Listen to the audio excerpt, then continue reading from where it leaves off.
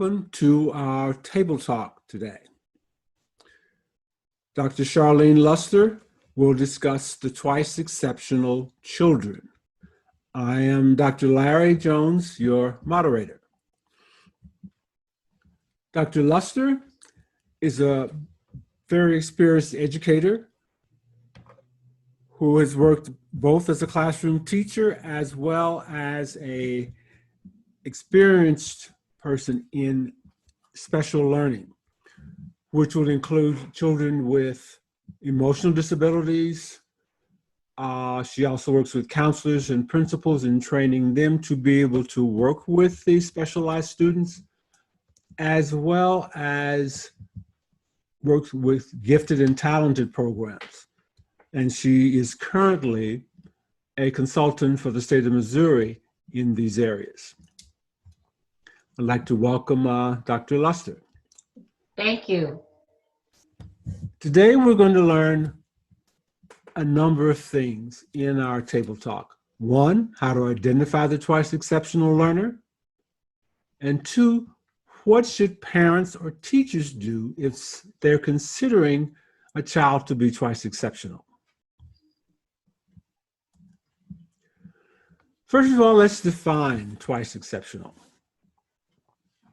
Twice exceptional, or 2E as it is known by those in the field, is a term used to describe students who are both intellectually gifted, as determined by an accepted standardized assessment, and learning disabled, which includes students with dyslexia, ADHD, as well as any type of learning disorder.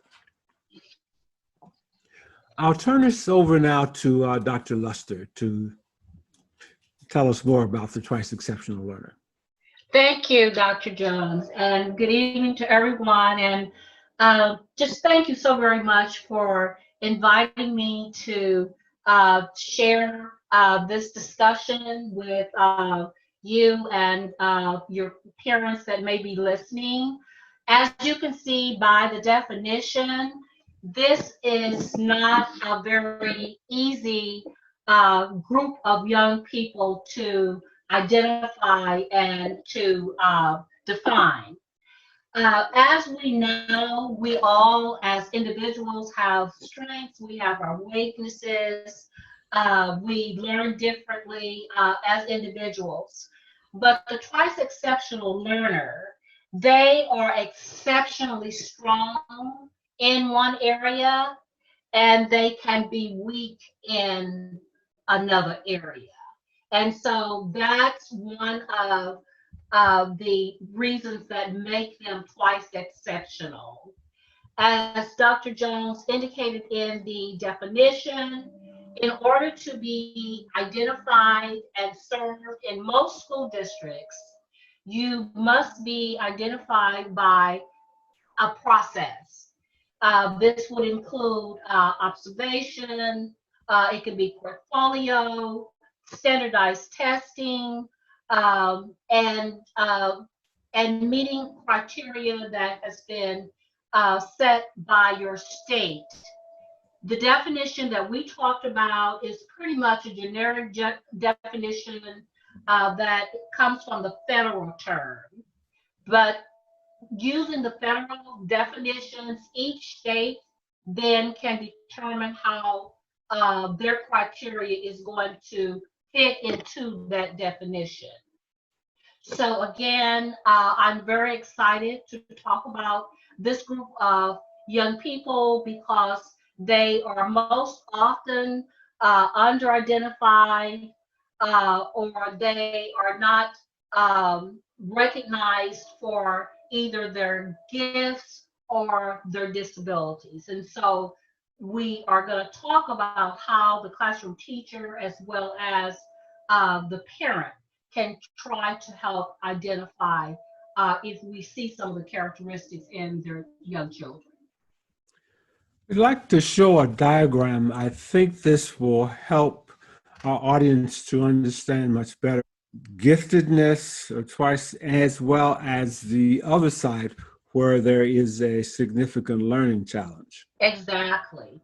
And as the diagram is showing again, you must meet eligibility criteria, whatever your state or your district has set for gifted and talented.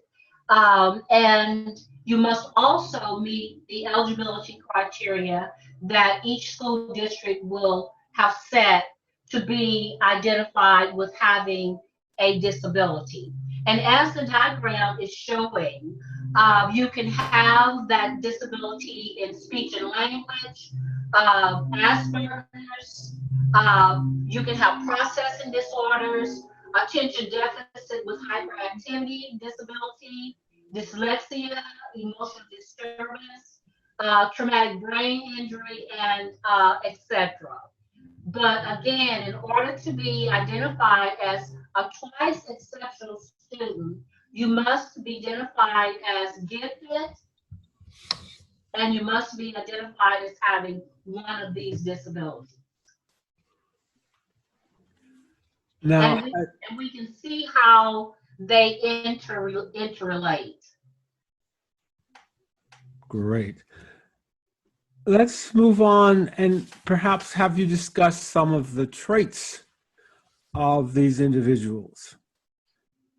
I mean, Okay. clearly from what you've said, they are difficult to be able to meet those criteria. Exactly. And what we're looking at now is in the area of intellect. So usually within most school districts, they set their IQ for gifted between, it can be 130 and above. You will find as you go from state to state that may be higher, but most school districts will at least require that a child IQ test, IQ be at least 130 and above. So with that intellect, you're going to see that child that is a very creative problem solver. They can look at one thing and see it two or three different ways and see the use of it, for example, in 4 or 5 different ways. They are intellectually advanced. They have unique insights into complex issues. And they often have this is a bizarre sense of humor. And the reason that it can be a little bizarre is because usually the average person may not get it. They just may not get it, but they do have a sense of humor. And they have extraordinary perception and abilities in more than one area. And that's just a little microscope of some of the intellectual traits that you will find. The emotional traits are very, very important because what we know as gifted educators, the gifted twice exceptional child is probably one of the most at-risk group of children simply because they're just not understood and they're not identified and services not provided for them. But under the emotional traits, you see, we'll find that they're very empathetic. They often are very perfectionist. They can be very compulsive, obsessive, and often have low self-esteem and feel like they just don't belong.